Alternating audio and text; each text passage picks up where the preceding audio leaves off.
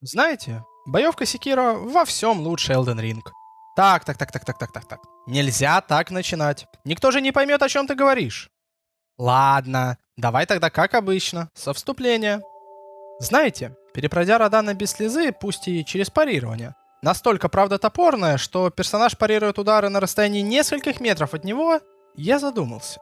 Почему сам геймплей, само сражение с финальным боссом не приносит того удовольствия, которое я получал, проходя, например, Арториаса, Сэра Алона или Гаэля? Почему сражение с боссом, любая атака которого достаточно читаемая, чтобы от нее можно было легко увернуться, почему сражение с ним ощущается не столько как битва с врагом, сколько бесконечная череда кувырков, с надеждой лишь на то, чтобы нанести в редко появляющееся окно 1-2 удара? Не найдя простого ответа на этот вопрос, я решил вернуться к вышеописанным противникам и понял, что они не сильно-то от Радана отличаются. Самое заметное отличие, которое многие описывали в своих яростных претензиях к Радану, было то, что пока боссы предыдущих игр Soulsborne взамен на 1, 2, максимум 3 удара серии позволяли наносить несколько ударов по себе, Радан, а также Рилана и некоторые другие, способны вести комбо практически бесконечно, лишь изредка открываясь на момент для удара. Честно скажу, вплоть до момента написания этих слов я не сильно разделял это мнение. Ведь несмотря на то, что Радан действительно может после одного комбо с задержкой секунды в 2 начать другое, мне показалось, что он не сильно отличается от боссов Dark Souls 3. Те же Фрида, Понтифик, Чемпион Гундир, да и сам Гаэль, лучший для многих людей, включая меня, босс всей серии, нередко настолько спешно хотели убить главного героя, что использовать флягу с Эстусом во время битвы с ними было практически невозможно, заставляя бесконечно и зачастую безуспешно уклоняться от их атак с критически маленьким количеством здоровья. А разве Радан не делает то же самое? В чем его отличие от других? Однако, так и не найдя ответ на этот вопрос и сильно расстроившись от осознания того, что любимые мною боссы оказались всего лишь симулятором нажатия одной единственной кнопки в нужный момент, я решил вернуться в игру, геймплей которой мне, наверное, никогда не надоест. Секиро. Подтвердив то, что геймплей этой игры на голову выше всего того, что присутствует в Elden Ring, я задался вопросом. Почему в одном случае симулятор кувырков достаточно быстро наскучивает, в результате чего боссы начинают казаться одинаковыми перекрашенными болванчиками, у которых просто изменили немного тайминги атаки? А точно такой же симулятор нажатия правой кнопки мыши с изредка используемыми спецприемами ощущается как революция в жанре экшен-игр. Я решил разобраться в этом немного подробнее. Всего в Elden Ring представлено целых 30 типов ближнего оружия. Заклинаний в игре еще больше, около 90, а про пеплы войны и заикнуться страшно, около сотни только в основной игре, причем почти каждая из которых содержит какую-то интересную уникальную атаку. При условии того, что приблизительно каждому оружию можно дать множество пеплов войны, закалив его к тому же на определенную стихию, мы получаем бесконечное количество вариантов собственного билда. Неужели боевая система Elden Ring объемная и многогранная? Но когда я уже решил перестать писать этот сценарий, мне в голову пришла одна мысль. А что это меняет? И тогда я решил подумать по-другому. Что именно меня раздражает в боевой системе Elden Ring и радует при этом в Секиро?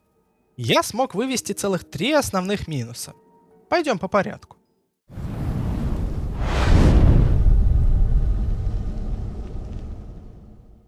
Вспомните тот момент, когда вы первый раз прошли Радагона в основной игре.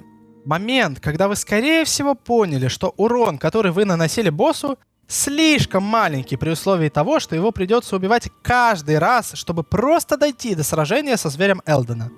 И в то мгновение, когда единственный раз, включив голову за все прохождение игры, вы поймете, что чтобы просто поменять свой билд, вам необходимо будет фармить кузнечные камни и искать слезу личинки, вы почувствуете, что что-то в этой системе не так.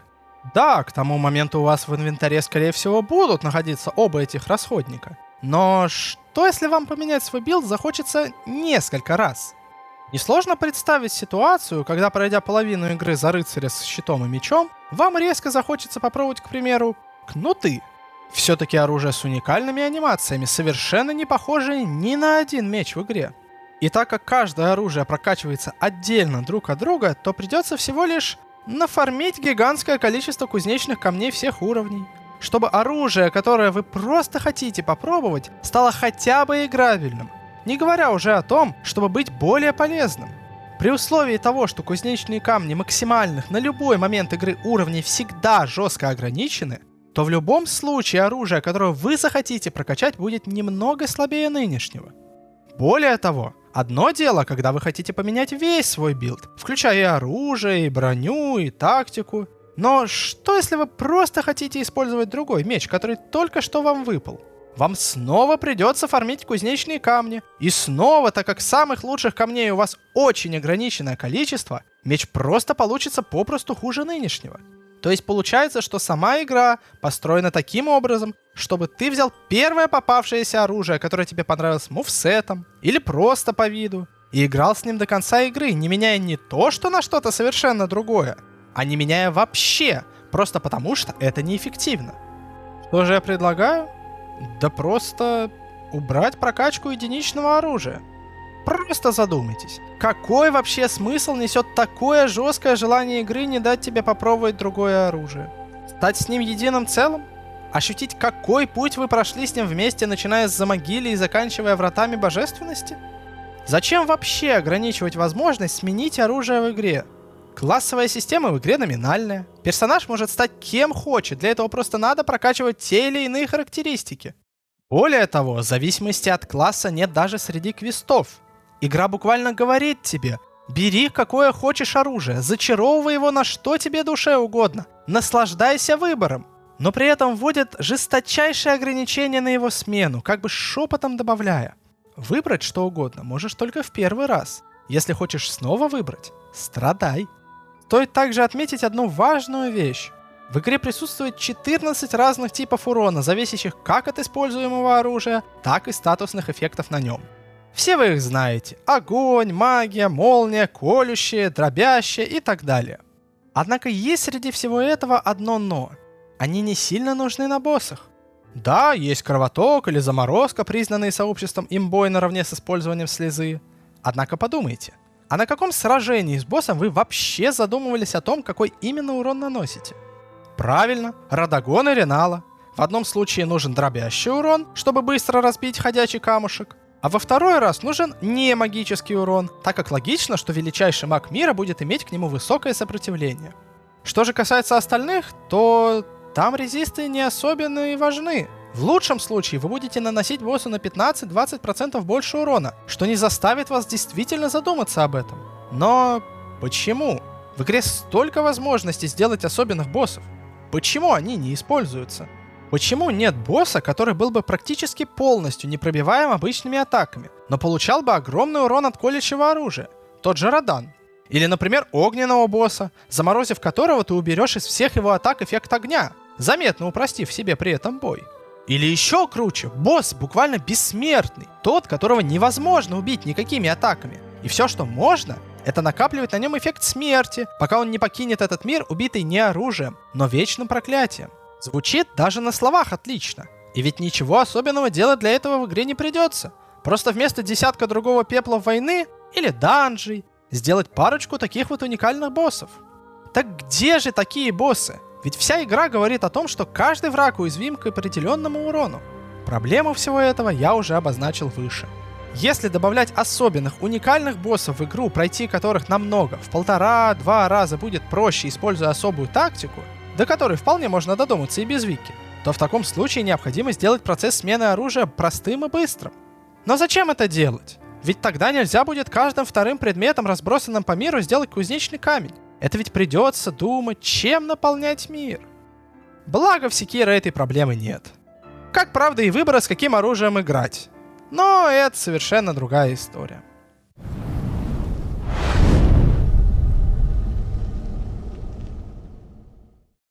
Что я имею в виду? Хоть в игре целых 30 видов ближнего оружия, правда, на самом деле их только 17, если убрать повторяющиеся, а также 80 заклинаний, 100 пеплов войны и так далее. Несмотря на безграничное количество оружия, магии и пеплов войны, а также всевозможные комбинации, которые из них можно собрать, сами возможности игрока, не считая прямого нанесения урона, сводятся только лишь к следующему. Выводить противника из баланса, блокировать его удары с последующими атаками, парировать или атаковать врага на дальней дистанции, например, магией или луком. Также можно выделить накапливание эффекта, Но за счет костыля, что любое оружие может накапливать практически любой эффект, выносить это в отдельный пункт жаба душит. В принципе, целых 4 типа полностью различного геймплея в игре — это немало. Но есть одно маленькое но. Эти типы геймплея невозможно комбинировать. Ну, кроме, конечно, щита и магии. В результате чего очень сильно повышается реиграбельность Elden Ring, но при этом не увеличивается глубина боевой системы, так как меняя один тип сражения на другой, ты закрываешь себе все оставшиеся для использования. Да, можно прикола ради попытаться играть магом с огромным молотом, или, например, танчить босса иногда атакуя луком. Но мало того, что для этого необходим намного больший уровень персонажа, так и смысла в этом особо нет, так как урон по боссу от этого не увеличивается. А что у нас в Sekiro? Да, по факту основной геймплей в игре только один — сражение катаной, за что игру и хейтили многие после третьего Dark Souls. Где это видано, чтобы в игре мастера было всего одно единственное оружие? Но в ситуации, когда статусные эффекты, закалка оружия и пеплы войны в Elden Ring практически ничего не разнообразят в твоем геймплее, использование практически любого из протезов Sekiro, а также спецприемов и прыжка кардинально меняет боевку в отдельных моментах. Да, и в самом Sekiro боевка далека, очень далека от идеала, чего стоят только перья и веер, смысл использования которых до сих пор ищут некоторые безумцы. Однако в Sekiro большинство из этих возможностей ты можешь не просто использовать на обычных врагах или изредка на боссах, они буквально вшиты в игру, их использование крайне желательно.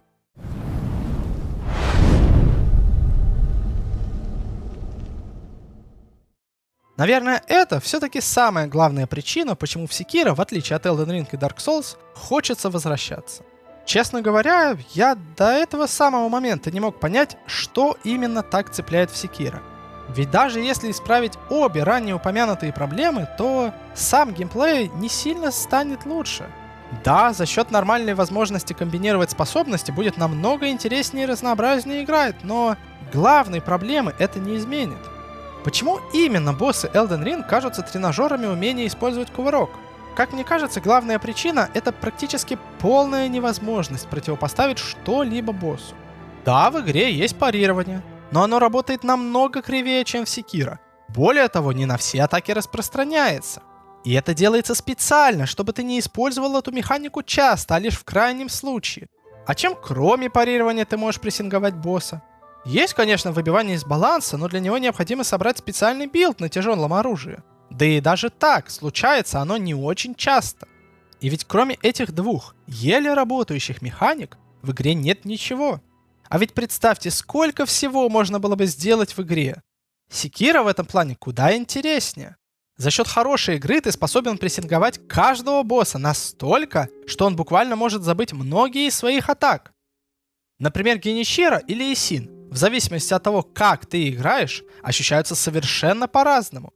Если ты стараешься уклоняться от ударов и атаковать только когда появится очевидная возможность, как все мы делали, когда только пришли в Sekiro, то боссы не будут вас щадить никогда. Каждое ваше промедление будет наказываться выпадом или выстрелом, будь то из лука или пистолета. Однако, как только вы познаете все их атаки и приноровитесь, боссы полностью преобразятся. Геничиро, еще только недавно не оставлявшая от вас мокрого места, превращается в грушу для битья, не способную ничего противопоставить, так как каждый его удар вы либо парируете, либо, используя различные способности, прерываете. Аналогично с Исином.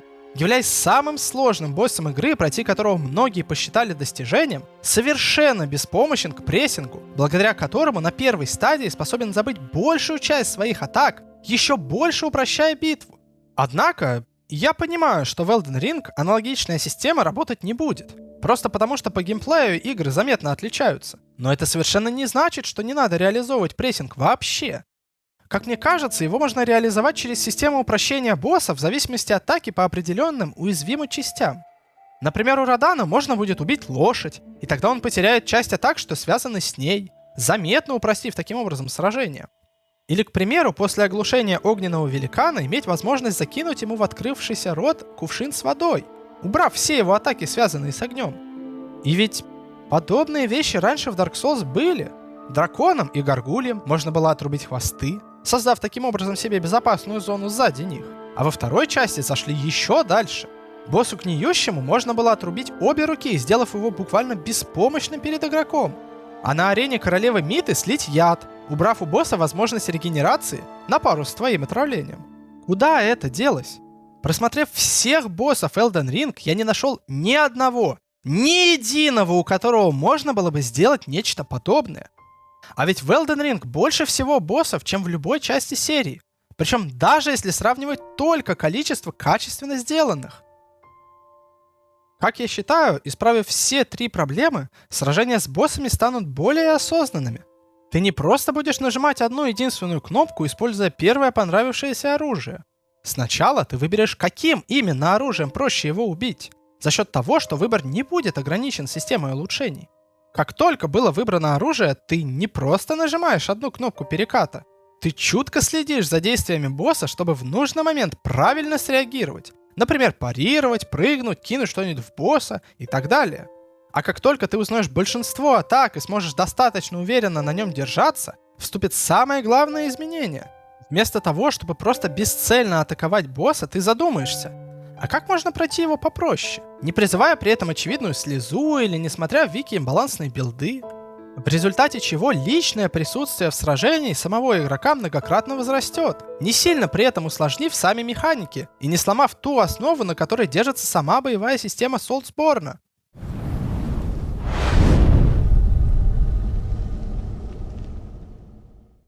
Честно сказать, мне от всей души понравилось играть первый раз в Elden Ring. Играя в него, я не ценил то, насколько сильно скакнуло удобство игры по сравнению с прошлыми частями. Теперь, пройдя и основную игру, и DLC, очень тяжело возвращаться назад, даже в Dark Souls 3, когда-то всеми любимый. Однако еще больше я рад, что прошел Sekiro. Эта игра не идеальна, далеко не идеальна. Минусов в ней намного больше плюсов. Но та боевая система, те ощущения, которые ты получаешь от сражения с боссами, я не получал еще ни в какой игре. И придя после Sekiro в Elden Ring, я увидел пусть и бесконечно удобную, но безнадежно устаревшую боевую систему, изменять которую авторы либо побоялись, либо просто не хотели.